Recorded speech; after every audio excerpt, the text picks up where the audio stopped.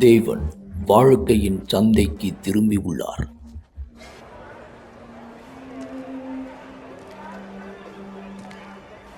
ஏனென்றால் இங்கே இருந்துதான் அவர் அழுகையின் குரலை கேட்டார். நீதிக்காக உரக்க சத்தமிடுகிறது. அது அவர் சிம்மாசனத்தில் எதிரொலிக்கிறது.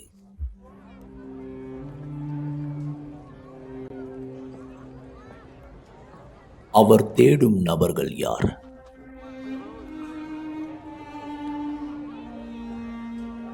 அந்த ஆத்துமா கத்துவதை யாரும் கேட்பதில்லை. பழங்கள் நடுங்கப்பட்டது. அது மறக்கப்பட்டது. அநீதி இழைக்கப்பட்டது. அவர்களை பாதுகாத்தது யார்? அவர்களை கவனித்துக் கொண்டது யார்? அவர்களின் தொடர்ச்சியான புலம்பலுக்கு கவனம் செலுத்தியது யார்? அந்த ஒருவர் ஆண்டவராயிருந்தார். சந்தையின் முடிவு வரையும் நடந்து செல்லுகிற ஒருவராயிருந்தார். நீதியின் கண்களால் எதை இந்த உலகம் மறுதலித்ததோ அதற்கு தன் கரத்தை நீட்டி எழுப்புகிறார்.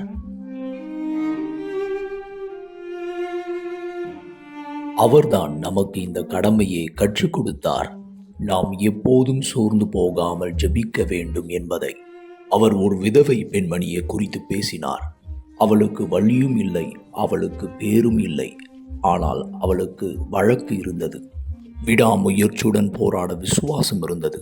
அனுதினமும் அந்த வாசல் அருகே செல்ல விசுவாசம் இருந்தது. அவள் தட்டக்கூடிய ஒரே இடம். ஆம், சில நேரங்களிலே அவளுக்கு பதில் வரவில்லை. ஆனால் அவள் குரல் கேட்கப்பட்டது. அவள் வழக்கு சரி செய்யப்பட்டது.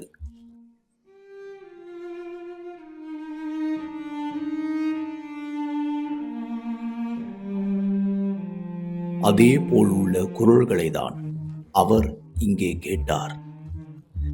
இந்த கதவை நீங்கள் அடைந்த பிற்பாடு பீடம் உள்ளது.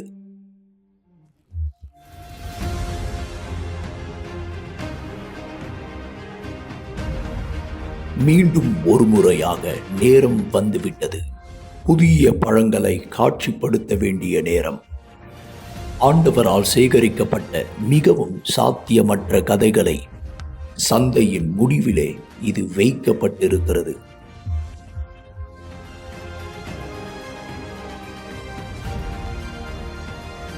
அவர் யாரின் கண்களுக்கும் தெரியாத ஆண்டவர்.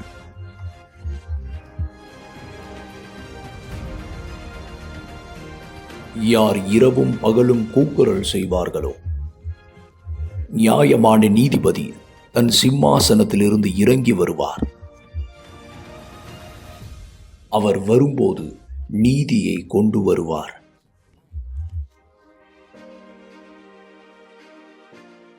எல்லோருக்கும் இனிய மாலை வணக்கம் மக்களை. இந்த வாரத்தினுடைய கடைசி நாள் கவலைப்படுவதை நிறுத்துங்கள் நிகழ்ச்சிகளை சந்திக்கிறோம். ஆனால் இந்த நிகழ்ச்சி கடைசி நாள் என்பதை விட தொடக்கம் என்று நான் சொல்ல முடியும்.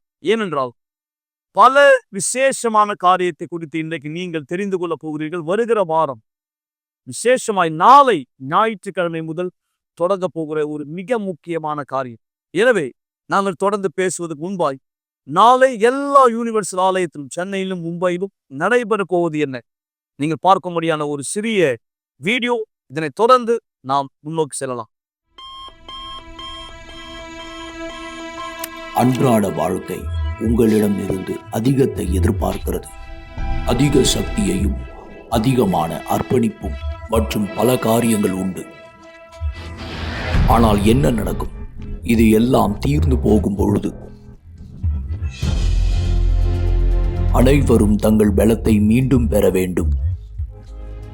சில சோர்வுகள் அதையும் தாண்டி செல்லுகிறது. அது மனுஷரால் செய்யப்படுகிறதல்ல, தேவனால் மட்டுமே மாற்றி அமைக்கக்கூடிய ஒன்று. புதுப்பித்தல் பரலோகத்திலிருந்து வருகிறது. பலப்படுத்துதல் பரிசுத்த ஆவி தாமே தருகிற ஒன்று. இந்த ஞாயிறு ஜூன் 22 தானியேல் உபவாசத்தின் துவக்கம் அந்த நாள் நம் அனைவருக்கும் பலப்படுத்துதலின் ஞாயிறாய் ஆகும். யூனிவர்சல் ஆலயம், முகவரி 282 கீழ் 681 1000 விளக்கு, அண்ணா சாலை, மெக்ரண்டம் பேக்கரி அருகே, சென்னை 600006. அல்லது உங்கள் அருகாமையில் இருக்கும் யூனிவர்சல் ஆலயத்திற்கு செல்லுங்கள். மீண்டும் உங்களை வரவேற்கிற மக்கள், மிக சரியாய் நீங்கள் பார்த்ததுதான். நாளை எல்லா யூனிவர்சல் ஆலயத்தில் நடைபெற போகிறது. அதாவது பலப்படுத்துதல் அப்படின்னு சொல்லும்போது நமக்குள் இருக்கிற சக்தி பல நேரம் பல சூழ்நிலைகளை சமாளிக்க போதுமானதா இல்லை. குறிப்பாய் ஆவிக்குரிய விஷயம் என்று வரும்போது, அதாவது மன உளைச்சல், மன அழுத்தம், கோபம், சூழ்நிலையினுடைய பாதிப்பு, இந்த மாதிரியா பேசும்போது, இல்லை ஒரு அதிர்ச்சி தகவல், ஒரு ரிப்போர்ட், வியாதியை குறித்த ஒரு அதிர்ச்சியான ரிப்போர்ட், வேலை இழந்து போகிறேன் அப்படின்ற ஒரு சூழ்நிலை, இந்த மாதிரி நம்முடைய சக்தியை அடிமட்டமாக்கும்படி வருகிற பிரச்சனைகள், சூழ்நிலைகள், அந்த நேரத்திலே வெளியிலிருந்து நமக்கு கிடைக்கிற பலன் தான் இந்த பலப்படுத்துதல். பாசனரிஷ் மிக நிச்சயமாக. இந்த வார்த்தை உங்களுக்கு ஏற்கனவே இந்த இடத்துல என்ன நாங்க பேசுறோன்றது விலக்கி இருக்கும். பலப்படுத்துதல், நீங்கள் பலனானதை இந்த இடத்துல பெற்றுக்கொள்ளக்கூடியவராய் இந்த இடத்துக்கு இருக்கிறீர்கள். ஆனா நீங்க வாழ்க்கையில சந்திக்கிற பல விதமான சூழ்நிலைகள், ஒருவேளை நீங்க முயற்சி செய்தீங்க, உங்களுடைய அறிவை பயன்படுத்தினீங்க, உங்களுடைய சரீர பலனை பயன்படுத்தினீங்க. ஆனா நீங்க எல்லா நேரத்திலும் அதனுடைய பதிலை இந்த இடத்துல கரங்களுக்கு வரும் என்று எதிர்பார்த்த சமயம் ஒருவேளை இல்லை என்ற பதிலை பெற்றிருக்கலாம், நடக்காது, முடியாது என்று பெற்றிருக்கலாம். இதற்கான சூழ்நிலை வாய்ப்பே இல்லை. ஒரு மருத்துவருடைய வாயிலிருந்து நீங்க கேட்டிருக்கலாம், ஒரு வழக்கறிஞர் வாயிலிருந்து கேட்டிருக்கலாம், பல அதிகாரிகளுடைய வாயின் வார்த்தையை கேட்டிருக்கலாம், ஏன் உங்க சொந்த குடும்பத்தா, உங்க மனைவி, கணவன் இடத்துல இருந்து கூட இப்படியான வார்த்தையை கேட்டிருக்கலாம். இந்த வார்த்தை உங்களுடைய பலன் போதுமானதா இல்லை என்பதை உங்களுக்கு தெளிவுபடுத்தியிருக்கலாம். அப்ப இந்த சூழலை இப்படியாக இந்த இடத்தில் மாற்றுவது, நாம என்ன பலனை உடையவரா இருக்கிறோமோ இதை விட அதிக இருப்பதுமான ஒரு பலன் தேவை. இந்த பலன் யாரிடத்திலும் பெற்றுக்கொள்ள முடியும்? தேவன் அவர்தான் இந்த பலனை தருகிறவரா இருக்கிறார். இந்த பலகீனத்திலிருந்து உங்களுடைய வாழ்க்கையை இந்த இடத்துல மாற்றிக்கொள்ளு, தேவனுடைய பலனை பெற்றுக்கொள்ளதான் இந்த ஞாயிற்றுக்கிழமை மக்கள் இந்த விசுவாசத்திலே வரவேற்கப்படுகிறார்கள். இந்த சூழலை மாற்ற என பல மக்களுடைய சாட்சிகளும் இந்த பலனினாலே நடந்ததை நாம் பார்க்கிறோம். கண்டிப்பா. எனவேதான் நீங்க பார்த்தீர்கள், பரிசுத்த ஆவி எந்த அளவு அத்தியாவசியமானது. தானியேலின் உபவாசம் 21 நாள். நண்பர்களே, வருகிற வாரங்களில் நீங்கள் தொடர்ந்து இதை குறித்து கேட்பீர்கள். ஆனால் நாளை ஞாயிற்றுக்கிழமை தானியேலின் உபவாசம் ஆரம்பிக்கிற முதல் நாளாகும். எனவே எங்களோடு இணையுங்கள். உன்னதத்திலிருந்து வருகிற பலனை நீங்கள் பெற்றுக்கொள்ளும். பலப்படுத்தப்பட்டு எதையெல்லாம் என்னால ஜெயிக்க முடியல, மீண்டு வர முடியல நீங்க நினைக்கிறீங்களோ, நீங்கள் அதை ஜெயிப்பதை பார்ப்பீர்கள். இதோ சற்று நேரத்திலே நாம் ஒரு சாட்சியை பார்ப்பதை போல, இந்த சாட்சி கர்த்தருடைய நீதி ஒருத்தர் வாழ்க்கையிலே வெளிப்படுத்தப்பட்டதனுடைய அடையாளமா இருக்கிறது. அதாவது நாம் பேசும்போது பாஸ்டர் நரேஷ், அதாவது நாளை நம்ம ஒரு விசேஷமான நிகழ்ச்சி தொடங்குகிற விசுவாச நிகழ்ச்சி. ஏன் இந்த நிகழ்ச்சி? குறிப்பா இப்போ இருக்கிற இந்த காலகட்டம், உலகம் எங்கிலும் அநீதிகள் தலைவிரித்தாடுகிற சூழ்நிலை இல்லையா? மிக நிச்சயமாக. ஒவ்வொரு நாள் நீங்க உங்களுடைய கண்களை திறக்கிற நேரம் தொடங்கி உங்களுடைய படுக்கை போகிற வரையும் அநீதியை சந்திக்கிறீங்க. சில நேரம் மக்கள் படுக்கையில சந்திக்கிற அநீதி உறக்கம் இல்லை. தேவன் நமக்கான நிம்மதியான உறக்கத்தை வாக்களித்திருக்கிறார், சமாதானத்தை வாக்களிச்சிருக்கார், சந்தோஷத்தை வாக்களிச்சிருக்கார். ஆனா எத்தனை பேர் நீங்க இந்த வாழ்க்கை இல்லாத ஒருவரா இந்த இடத்துல இருக்கீங்க? நீங்க சாட்சியில் இந்த இடத்துல பார்க்க போறீங்க. இதுதான் இந்த நபருடைய வாழ்க்கையா கூட இருந்தது. பல விதமான அநீதி. உதாரணத்துக்கு ஆர்வத்துக்குரிய விஷயம், தேவன் மனுஷன் உண்டியா இருப்பது நல்லதல்ல, அவனுக்கான ஏற்ற துணையை உருவாக்குவேன்னு சொன்னார். அந்த வாக்குத்தத்தம் எவ்வளவு பலனானது. ஒரு மனுஷன் அல்ல மனுஷி தனியா இருப்பது நல்லதில்ல, அவங்களுக்கான ஏற்ற துணை. இந்த ஒரு வார்த்தை, ஏற்ற துணை. ஆனா எத்தனை திருமணங்கள் இன்னைக்கு இந்த இடத்துல விவாகரத்தை நோக்கி நகர்ந்துட்டு இருக்கு. இது ஒரு அநீதி. எத்தனை திருமணங்கள் ஒரே வீட்டின் கூரைக்குள்ளாக எதிரிகளை போல வாடுகிறார்கள். இது ஒரு அநீதி. உங்க வாழ்க்கை சோதிச்சு பாருங்க, இப்படியான அநீதி உங்க வாழ்க்கையில் இந்த இடத்துல இருக்கா? அப்ப அந்த அநீதியானது ஜெயிக்கப்பட முடியும் தேவனுடைய பலனோடு கூட சேர்ந்து. இந்த நாள் உங்களுடைய வாழ்க்கையின் மாற்று தேவனுடைய வல்லமையிலே விசுவாசத்தை பயன்படுத்தியது எப்படி அவருடைய பதில்களை பெற்றுக்கொள்ள வாய்ப்பானது இருக்கிறது. நீங்களும் கற்றுக்கொள்ளு. கண்டிப்பா மக்களை, கர்த்தர் நமக்காய் சிந்தின ரத்தம், செய்த தியாகம், நீங்கள் தற்கொலையில வாழ்க்கையை முடித்துக் கொள்ளும்படி அல்ல, வாழ்க்கையை மீட்டெடுக்கக்கூடிய சக்தி இருக்கும்போது ஏன் வாழ்க்கையை முடித்துக் கொள்ள வேண்டும்? எனவேதான் பீடம் நமக்கு நீதி செய்கிற இடமா இருக்கிறது. நாம் தொடர்ந்து வேதகமத்தில் இது குறித்து ஒரு அருமையான சம்பவத்தை குறித்து பேச போகிறோம். அதற்கு முன்பாய் எப்படி இந்த பெண்மணிக்கு கர்த்தருடைய நீதி வெளிப்பட்டது, சாட்சியை பாருங்கள். நாம் தொடர்ந்து இணைந்திருப்போம். நான் தற்கொலை பண்ணிக்கணும்னு யோசிச்சேன். நான் தற்கொலை பண்ணிக்கிட்டா என்னுடைய எல்லா பிரச்சனையும் முடிஞ்சிரும்னு. என்னுடைய பெயர் அமிதா அசோக் சவுண்ட். நான் மும்பையில் தங்கியிருக்கேன். நான் ஆலயத்துக்கு வர்றதுக்கு முன்னாடி என்னுடைய வாழ்க்கை அழிக்கப்பட்டதாக இருந்தது. எனக்கும் என்னுடைய கணவருக்கும் தொடர்ந்து சண்டைகள் நடந்துகிட்டே இருந்தது. எனக்கு நிறைய கடனானது இருந்தது. அது மட்டும் இல்லாமல் என்னுடைய கணவர் குடிப்பழக்கத்துக்கு அடிமையாக இருந்தார். என்னுடைய கணவருக்கு வேற ஒருத்தவங்க கூட உறவானது இருந்தது. அதனால நான் ரொம்பவே கஷ்டப்பட்டேன். எனக்குள்ள நான் வெறுமையை உணர்ந்தேன். எனக்கு தற்கொலை பண்ணிக்கணும் போல இருந்தது. நான் தற்கொலை பண்ணிக்கிட்டா என்னுடைய எல்லா பிரச்சனையும் முடிஞ்சிரும். இந்த சண்டை தொடர்ந்து ஒவ்வொரு நாளும் மோசமா மாறிட்டு இருந்தது. நாங்க பதில்களை தேடிட்டு இருந்தோம், எந்த ஒரு வெற்றியும் இல்லாம. இந்த சண்டை ஒவ்வொரு நாளும் மோசமானதா மாறிட்டு இருந்தது. எங்களால எதுவுமே செய்ய முடியல. நான் ஆரம்பிச்சேன். பதிலானது நான் தற்கொலை பண்ணிக்கிறது மட்டும்தான். நான் 3 தடவை தற்கொலை பண்ணிக்க முயற்சி செஞ்சேன். முதல் தடவை நான் விஷத்தை குடிக்கணும்னு முயற்சி செஞ்சேன். 2வது தடவை பல மாத்திரைகளை நான் எடுத்துக்கிட்டேன். 3வது தடவை கிருஷ்ணாயில என் மேலே ஊற்றிக்கிட்டேன், என்னை நான் எரிச்சுக்கிறதுக்காக. ஆனால் இது எதுவுமே வேலை செய்யலை. நான் காப்பாற்றப்பட்டேன். நாங்கள் 2 பேருமே எங்கள் பசங்க முன்னாடி தான் சண்டை போட்டுப்போம். என்னுடைய பொண்ணு இதை பார்த்ததுனால எங்ககிட்ட சரியாக பேசுறது கூட கிடையாது. அவ இப்படியா உணர்ந்தா? என்னுடைய அம்மாவும் அப்பாவும் எப்பவும் சண்டை போட்டுட்டு தான் இருக்காங்க. மக்கள் எங்களை பார்த்து அவங்க சிரிப்பாங்க. இவங்களுக்கெல்லாம் எதுவும் மாற போகிறது கிடையாது. இவங்க எப்படி இருக்காங்க பாரு, இவங்க வீடு எப்படி இருக்குன்னு பாரு, இவங்களுக்கு போட்டுக்க ஒரு நல்ல துணி கூட இல்லைன்னு இப்படியா மக்கள் என்னை பார்த்து சிரிப்பாங்க.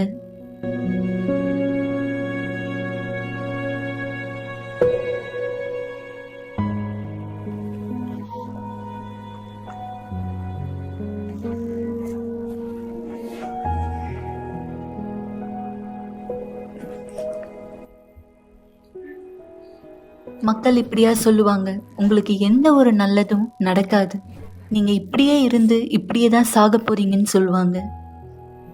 என்னுடைய குடும்பத்தார் கூட எனக்கு மரியாதை தரல. அவங்க என்னை புறக்கணிக்கிறத போல என்னை நடத்தினாங்க. நான் என் குடும்பத்தார் கூட இருக்கிறதுக்கு பதிலாக நான் தனியாவே இருக்கலான்ற மாதிரி உணர்ந்தேன். என்னுடைய வாழ்க்கை சோகத்தால் நிரப்பப்பட்டிருந்தது. நான் இப்படியாக யோசித்தேன், இனி எதுவுமே மாறப்போகிறது இல்லை, எந்த வெற்றியும் நான் பார்க்க போகிறது இல்லைன்னு. நான் இப்படியாக யோசித்தேன், நான் ஒரு ஏழையாகவே இருந்து ஏழையாகவே சாக போகிறேன்னு. நான் சந்தோஷமே இல்லாத மாதிரி உணர்ந்தேன். என் கணவர் வீட்டுக்கு வரும்போது என்னை போட்டு அடிக்க ஆரம்பிப்பார். அவருடைய வேலையில் ஏதாவது பிரச்சனை அப்படின்னா அந்த கோவத்தை எல்லாத்தையுமே என் மேலே காட்டிடுவார். என்னை அசிங்கமாக திட்டுவார். நான் இப்படியா உணர்ந்தேன், இனியும் என்னால் இதெல்லாம் ஏற்றுக்க முடியாதுன்னு. சில நேரத்தில் அவர் என்னை ரொம்ப அதிகமாக அடிப்பார். அவர் அடிக்கிற அடியில் என்னால் எழுந்துக்க கூட முடியாது, அந்த மாதிரி அடிப்பார். என் கணவருக்கு கல்யாணத்துக்கு முன்னாடியே குடிப்பழக்கமானது இருந்தது. அவர் குடிப்பார். ஆனால் கல்யாணத்துக்கு அப்புறம் அதிகமாக குடிக்க ஆரம்பிச்சிட்டாரு. எல்லா நாளுமே குடிச்சிட்டு தான் வருவார். ஒரு நாள் கூட அவர் குடிக்காமல் வீட்டுக்கு வரவே மாட்டார். நான் இப்படியாக கூட யோசிச்சிருக்கேன், என் கணவருக்கு பிடிச்ச மாதிரி நான் என்னை ட்ரெஸ் பண்ணிக்கிட்டேன் அப்படின்னா அவர் என்னை பாராட்டுவார்னு. ஆனால் ஒரு நாளாக அவர் என்னை பாராட்டினது கிடையாது. என்னை எப்போவுமே வெளியே கூட்டிகிட்டு போனது கிடையாது. ஏன் அவருடைய உறவினர்களுடைய வீட்டுக்கு கூட என்னை கூட்டிகிட்டு போக மாட்டார். அவர் எப்போவுமே என்னை மதிக்க மாட்டார். அவர் என்னை எங்கேயுமே வெளியே கூட்டிகிட்டு போக மாட்டார். ஒரு மரியாதையோடு என்னை எங்கேயுமே கூட்டிகிட்டு போனதே கிடையாது. நான் பல நேரம் என்னுடைய வீட்டிலையே தான் அடைஞ்சு இருப்பேன். என்னுடைய நண்பர் ஒருத்தவங்க யுனிவர்சல் ஆலயத்தை பற்றி சொன்னாங்க. அது ஒரு வெள்ளிக்கிழமையாக இருந்தது. அப்போ தான் நான் முதல் தடவை வந்திருந்தேன். அது ஒரு வெள்ளிக்கிழமை கூட்டமானதாக இருந்தது. நான் அந்த கூட்டத்துக்கு போகும்போது பிஷப் இப்படியாக பேசிகிட்டு இருந்தார். எந்த ஒரு நபர் சண்டை போடுறாங்களோ அப்போ அந்த நேரம் நம்ம அமைதியாக இருக்கணுன்றது அங்கே பிஷப் பேசிகிட்டு இருந்தார். இதை நான் எனக்கான ஒன்றா எடுத்துக்கிட்டேன். ஏன்னா யாராவது என்கிட்ட சண்டை போடுறாங்க அப்படின்னா நானும் அவங்க கிட்ட திரும்ப சண்டை போடுவேன். நான் இந்த வார்த்தையை கேட்கும்போது நான் சொன்னேன், இல்லை, நான் தான் மாறணும், நான் தான் முதலாவது மாறணும். நான் சண்டை வரும்போது அமைதியாக இருக்கணும்னு நான் வீட்டுக்கு போனேன். நான் வீட்டுக்கு போகும்போது என்னுடைய கணவர் குடிச்சிட்டு இருந்தாரு, என்கிட்ட சண்டை போடணும்னு தயாராக இருந்தார், என்கிட்ட கெட்ட வார்த்தையெல்லாம் பேசினாரு. நான் சொன்னேன், இல்லை, நான் எதுவுமே சொல்லலை. அந்த நாள் நான் எதுவுமே சொல்லலை. எங்களுடைய சண்டை முடிஞ்சிருச்சு. அவரும் அந்த சண்டையை முடிச்சிட்டாரு. அந்த நாள் ரொம்ப அற்புதமாக போச்சு. அதற்கு பிறகு நான் புதன்கிழமை கூட்டத்துக்கு வந்திருந்தேன். அப்போ பிஷப் பேசினாரு, நீங்கள் எல்லாரையுமே மன்னிக்கணும்னு. என்னால என்னுடைய குடும்பத்தார மன்னிக்க முடியல. ஆனா அந்த புதன்கிழமை கூட்டத்துல நான் கத்துக்கிட்டேன். இத தான் நான் தியாகம் பண்ணணும்னு. இது உண்மையாவே ரொம்ப கடினமானதா இருந்தது. இது எனக்கு ரொம்பவே கடினமான ஒரு தியாகமா இருந்தது. ஏன்னா, என்னால அவங்கள மன்னிக்கவே முடியாம இருந்தது. எப்பலாம் நான் அவங்கள பார்க்குறேனோ, அப்ப நான் அதிகமா கோவப்படுவேன். ஆனா அந்த நாள் நான் அவங்கள மன்னிச்சேன். நான் சொன்னேன், "தகப்பனே, இது எனக்கு ரொம்பவே கடினமான ஒண்ணு. நான் அவங்கள மன்னிக்கிறது. ஆனா, நான் உங்களுக்காக தாகமா இருக்கேன். நான் புரிஞ்சுக்கிறேன். மன்னிப்பு எனக்கு தேவைன்னு." அந்த நாள் நான் அவங்கள மன்னிச்சேன். அதே நாள்ல தான் நான் பரிசுத்த ஆவிய பெற்றுக்கொண்டேன்.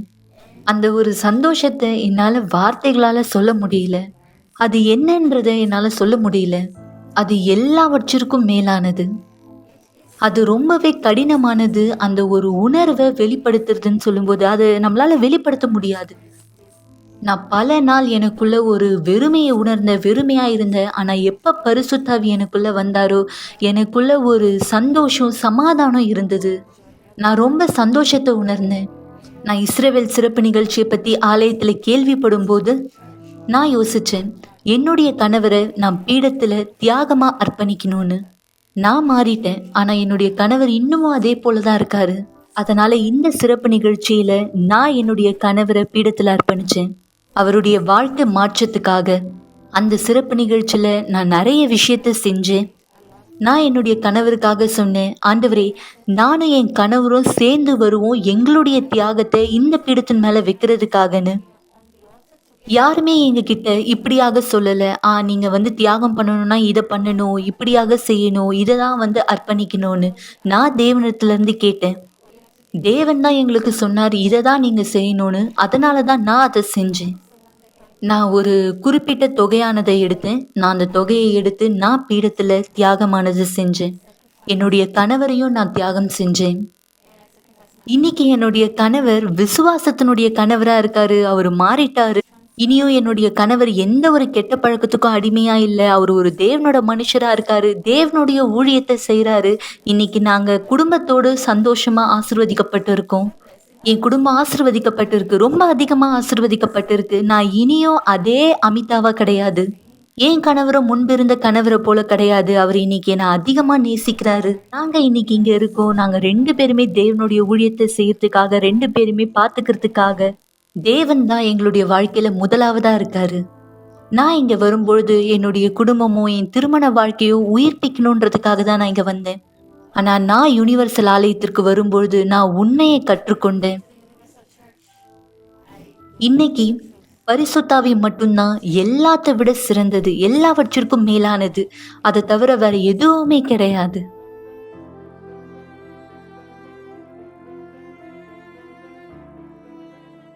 கவலைப்படுவதை நிறுத்துங்கள் என்ற நிகழ்ச்சியை பார்த்து கொண்டிருப்பதற்கு மிக்க நன்றி. கூட்டம் முடிந்த பிற்பாடும் நீங்கள் எங்களை தொடர்பு கொள்ளலாம். மறந்து விடாதீர்கள், எங்களுடைய எண் 9346387338. நன்றி. நல்லது மக்களே, நீங்கள் பார்த்த இந்த சாட்சி நீதியினுடைய ஒரு ஆதாரம். பைபிள் காலத்திலே ஒரு அருமையான சம்பவம். 5 மகள்கள், ஒரு தந்தை. அந்த தந்தை மரித்து விட்டார். ஆனால் நியாயமாய் சேர வேண்டிய சொத்து ஆண் பிள்ளை இல்லாததால் கொடுக்கப்படவில்லை. எனவே அந்த பெண்கள் அந்த சூழ்நிலையை ஏற்றுக்கொள்ளவில்லை. மோசேயினுடைய மரணத்துக்கு முன்பாய் நடந்த சம்பவம் இது. அந்த சூழ்நிலையை அவர்கள் மோசேயினிடத்திலே கொண்டு சென்றார்கள். எதற்காக? ஏன்? அவர்கள் நம்பினார்கள், தேவன் எங்களுக்கு நீதி செய்வார். ஒருவேளை மனுஷ ரீதியாய் சட்டம் சொல்கிறது, ஆண் பிள்ளை இல்லாத குடும்பத்துக்கு அந்த சொத்து செல்லக்கூடாது, அந்த வம்சத்துக்கு போகக்கூடாது. அவர்கள் சொன்ன வார்த்தை பாருங்க, எப்படி இது நடக்கலாம்? எங்களுடைய தகப்பனுக்கு ஆண் மகன் இல்லாததினாலே அது அற்று போகலாமா? வம்சம் முடிந்து போகலாமா? அது நியாயம் அல்ல. கண்டிப்பாய் அநீதி அவர்கள் ஏற்றுக்கொள்ளவில்லை.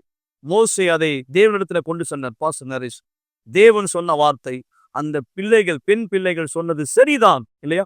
மிக நிச்சயமாக தேவன் இங்க இந்த இடத்துல அந்த வார்த்தையை சொன்னபோது அவர்கள் சொன்னது சரிதான். இப்ப யோசிங்க, இந்த வார்த்தையானது தேவன் சொல்கிறார். ஆனா தேவனுக்கு இது முன்பு தெரியாததா? அந்த பெண்கள் சொல்வது சரிதான், அந்த பெண்கள் யோசிப்பது சரிதான். ஆனா ஏன் தேவன் அவர்கள் வருவதற்காக காத்திருந்தார்? இதுதான் சரியாக நீங்கள் புரிந்து கொள்ளணும். வாழ்க்கையில நீங்க பல பிரச்சனையை சந்திக்கிறீங்க. ஒரு விசுவாசியாக, தேவனை நம்புகிறவராக, தேவனுடைய விருப்பங்களை செய்கிறவராக.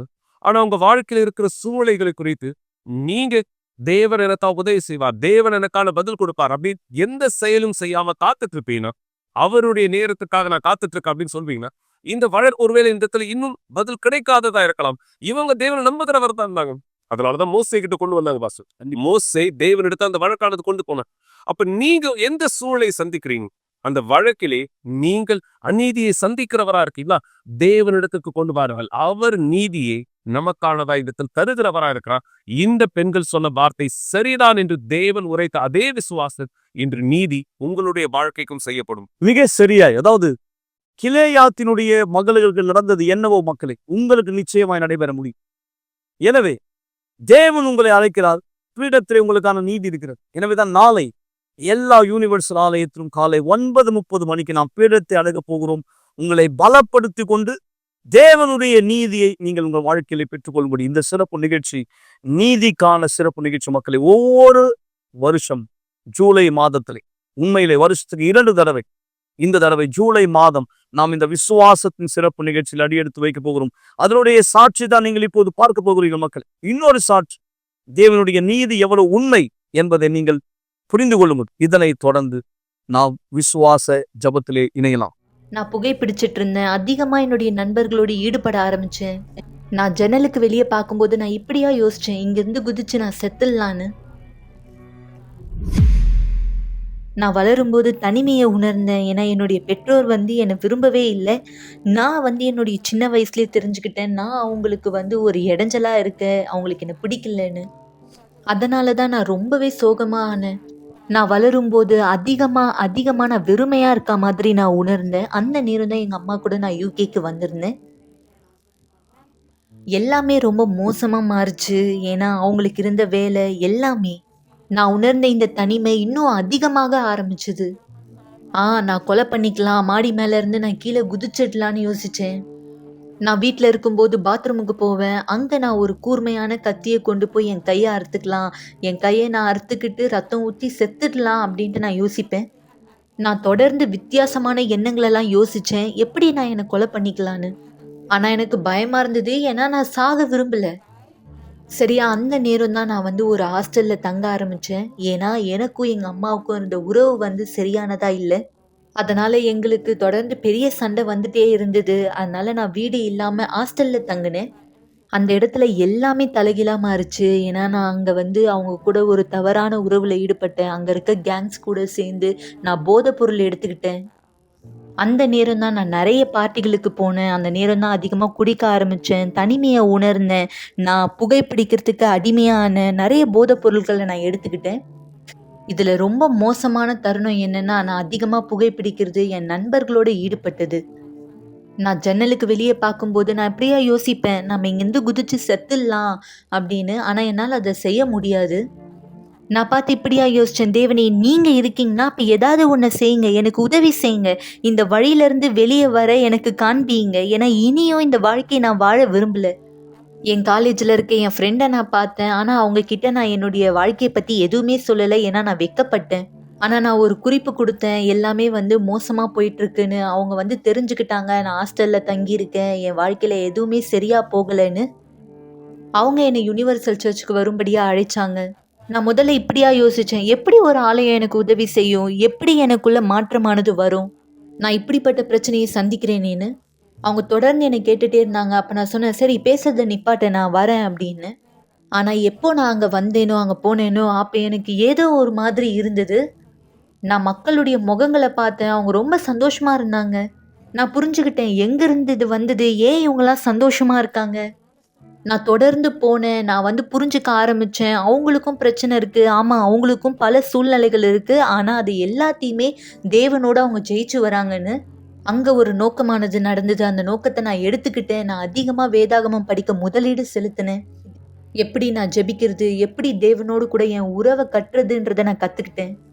மக்கள் மேலே இருந்த வெறுப்புணர்ச்சி என்னை விட்டு போக அனுமதித்தேன். புகைப்பிடிக்கிற கெட்ட பழக்கத்தை என்னை விட்டு போக விடுறது ரொம்ப கடினமானதாக இருந்தது. நான் இப்படியா சொன்னேன், எல்லாத்தையும் நான் நிறுத்திட்டு இந்த நோக்கத்தை செய்ய போகிறேன். நான் பீடத்து மேலே அர்ப்பணித்து சொன்னேன், இனியும் நான் புகைப்பிடிக்க போகிறது கிடையாது. அப்போலேருந்து எப்போல்லாம் நான் புகைப்பிடிக்க முயற்சி செய்கிறேனோ அப்போல்லாம் நான் வியாதி ஆயிடுவேன். அந்த புகையை கூட என்னால தாங்கிக்க முடியாது. இனியும் நான் தேவனோட அதிகமா நெருக்கமாக ஆரம்பிச்சேன். தேவனோட உறவுல நான் ஈடுபட ஆரம்பிச்சேன். நான் ஒரு குறையா இருக்கேன்ற மாதிரி யோசிக்கிறத முதல்ல நான் நிறுத்த ஆரம்பிச்சேன். ஏன்னா எனக்குன்னு ஒரு சுய அன்பு இருக்கு, மரியாதை இருக்கு, தகுதி இருக்குன்றத நான் தெரிஞ்சுக்கிட்டேன். நான் அந்த உறவுகளெல்லாம் நிறுத்த ஆரம்பிச்சேன். அங்கிருந்து தான் என்னுடைய வாழ்க்கை மாற ஆரம்பிச்சது. எனக்கு விருப்பமானது இல்லை இனியும் இந்த முழுமையாகாத காரியங்கள் எல்லாமே செய்யறதுக்காக. ஏன்னா நான் கத்துக்கிட்டேன் ஏன் தேவனுடனான உறவு மிக முக்கியமானதுன்னு. இதை விடுறதுன்றது போதுமானது இல்லை. ஏன்னா பரிசுத்தாவியை இப்போ நான் பெறணும். இப்போ தேவனை எனக்குள்ள நான் வர வைக்கணும். நான் வேதாகமத்தை படிக்கிறது மட்டும் இல்லாமல் அதை நான் உண்மையாக புரிஞ்சுக்க ஆரம்பித்தேன். நான் பரிசுத்தாவி தேட ஆரம்பித்தேன். என்னுடைய வீட்லேயும் கூட நான் பரிசுத்தாவி பெற்ற அந்த நாள் எனக்குள்ளே இருந்த வெறுமை இனியும் எனக்கு இல்லை. நான் இனியும் சோகமாக இல்லை. எனக்கு இனியும் தற்கொலை எண்ணமானது இல்லை. நான் என்னுடைய உட்புறத்துலேயும் சரி வெளிப்புறத்துலேயும் நான் முழுமையாக மாற்றத்தை பார்த்தேன். அடுத்தபடி என்னுடைய அன்பின் வாழ்க்கைக்காக நான் என்னுடைய கணவரை சந்தித்தேன். எனக்கு ஆலயத்தில் இருக்கும்போது தான் அவங்க வந்து பழக்கம். அப்போ தான் நான் வந்து தெரிஞ்சுக்கிட்டேன் மீட்டிங் நேரத்தில். அந்த லவ் தெரப்பி மீட்டிங்கில் நான் அதுக்கப்புறம் வந்து பேசினேன். அவங்கள வந்து திருமணம் செஞ்சுக்கலாம் அப்படின்ற ஒரு ஆர்வம்.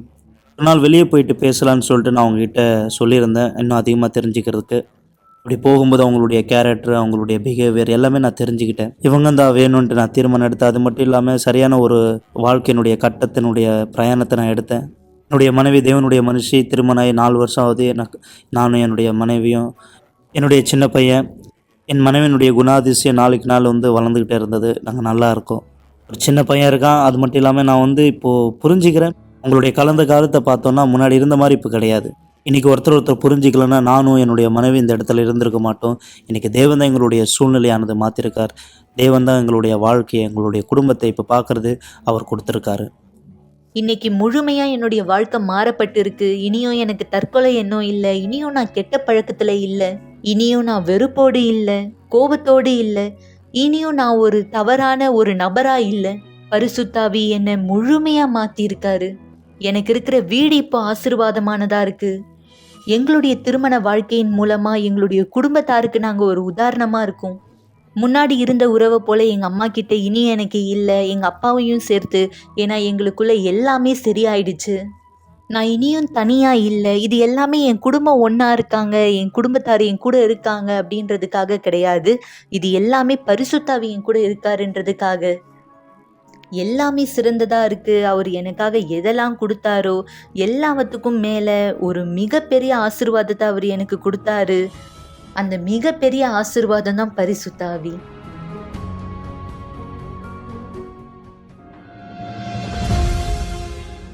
ஒருவரும் உங்களுக்கு வெளிச்சத்தின் நாளை கொடுக்காவிட்டாலும், உங்களுடைய சத்தத்தை கேட்பதை பாரமாக தோன்றினாலும், உங்களுக்கு தேவையான பலத்தையும் நம்பிக்கையும் பெறுவதற்கான ஒரே வழி ஜெபம். தயவு செய்து உங்களுடைய கண்களை மூடியிருங்கள். இது ஜெபத்தின் நேரமா இருக்கிறது. எங்கள் ஆண்டவராகியும் இயேசுவே தெய்வாவியானவரே, இதோ இந்த மக்கள் இந்த வார்த்தையை இடத்தில் கேட்டிருக்கிறார்கள். இந்த வார்த்தை இவர்களுடைய சிந்தனைக்குள்ளாக நுழைய நீர் கதவுகளை திறக்க கேட்கிறேன். தேவனை இவர்கள் சந்தித்துக் கொண்டிருக்கிற சூழ்நிலைகள் எந்த அநீதியான இடத்தில் இருந்தாலும் அந்த அநீதியானதை மாற்றுகிற தேவனாய் நீர் இடத்துக்கு இருக்கிறீர்கள். எனவே தான் தேவனை ஆண்டவராக இயேசுவே இந்த மக்கள் தன்னை தயார்படுத்திக் கொள்ள பலனை தருகிறார். இவருடைய பிரச்சனைகளை பார்க்கும்போது, சூழ்நிலைகளை பார்க்கும்போது இவர்கள் முணுமுணுப்பதற்கு பதிலாக, குறை சொல்வதற்கு பதிலாக, இதோ என் தேவனை, என் வழக்கை நான் இருக்கிறேன், உன்னுடைய கரத்திற்கு கொண்டு வருகிறேன், நீர் நீதியின் சிங்காசனத்தில் இருக்கிறேன், எங்களுக்கான நீதியை சரி செய்யும் என்று யாரெல்லாம் உம்மிடத்துக்கு வருவார்களோ அவர்கள் ஒவ்வொருத்தருடைய வாழ்க்கையை மாற்றுகிற அதி அற்புதமான வல்லமையை வெளிப்படுத்துகிற தேவனா இருக்கிறேன். எனவே உதவி செய்ய கேட்கிறேன் இயேசுவின் பெயராலே. யாரெல்லாம் சலித்து போயிருக்கிறார்கள் தேவனை, யாரெல்லாம் சோர்ந்து போயிருக்கிறார்கள், யாரெல்லாம் அநீதிதான் என் வாழ்க்கையினுடைய முடிவு என்று எண்ணத்தில் இருக்கிறார்கள், இந்த நேரம் அந்த எண்ணத்தை மாற்றி போடும். நீதியின் பீடம் இவருக்காக இருக்கிறது. இந்த விசுவாசத்தின் சிறப்பு நிகழ்ச்சியில் இவருக்கு நீதி செய்யப்படும். எனவேதான் நாளை இவர் வருவார், உம்மால் பலப்படுத்தப்பட்டு முடிந்து போன தன் வாழ்க்கை சூழ்நிலையை, கைவிடப்பட்ட இந்த நிலைமையை மீண்டும் உம்முடைய பீடத்திலே கொண்டு வந்து நீதியினுடைய மகிமையை பார்க்கும்படி தேவன் இந்த தண்ணீரை அபிஷேகி, இதிலிருந்து பருகுகிற எல்லோருக்குள்ளும் இருக்கிற விரக்தி, மன அழுத்தம், பயம், சோர்வுகள், வியாதியின் தாக்கங்கள் மறையட்டும். இந்த தண்ணீரை ஆசீர்வதிக்கிறோம்.